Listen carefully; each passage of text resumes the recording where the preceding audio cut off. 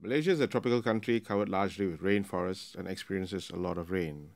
But so far this year, the authorities say that Peninsular Malaysia received less rainfall distribution, over 60% of the average, and the rainfall amount less than 100 millimeters for all the areas. This has affected the West Coast states and led to water rationing in Selangor, Perak and Johor. According to Putrajaya, the solution is another water treatment plant that will treat water being piped in from Pahang. The interstate water pipe is ready, but the 4 billion ringgit water treatment plant, Langat 2, has yet to be built due to a quibble with the Selangor government. Selangor has now agreed to allow Langat 2 to be built, but only if it can take over the 4 water concessionaires in the state, believing it can run the water system better than the private companies. The problem is that Selangor does not want to pay more than 9.7 billion ringgit for the assets, a sum that the 4 water companies say is too little and could impact their shareholders and the capital markets. Infrastructure analyst Sharizan Rosely offers his view on the economic implications of the Selangor water issue. The state government is pursuing to have control of the water operations in the state post-restructuring.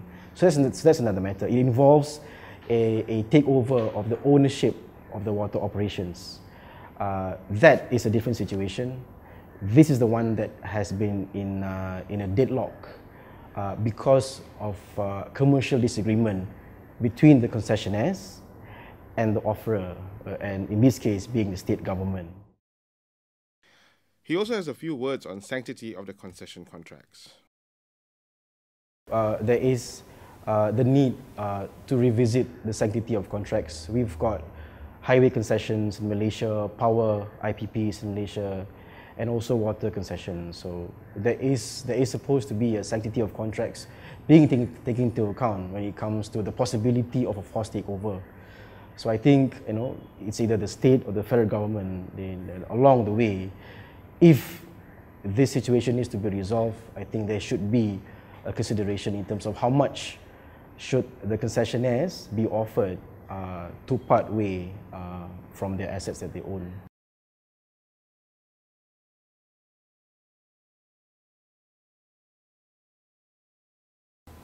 If in a scenario where there is a forced takeover, it would signal a negative perception because you have regulated assets, you have got bondholders, capital market. There's 2.33 trillion size of the capital and debt market in Malaysia. So there are investors involved, be it foreign or local.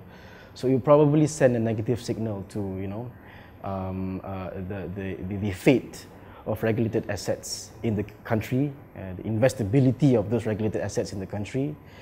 So there are going to be some concerns. While the federal, state governments and water concessionaires battle it out, water supply is still running low and rationing is on for at least another month in Selangor. What will happen next?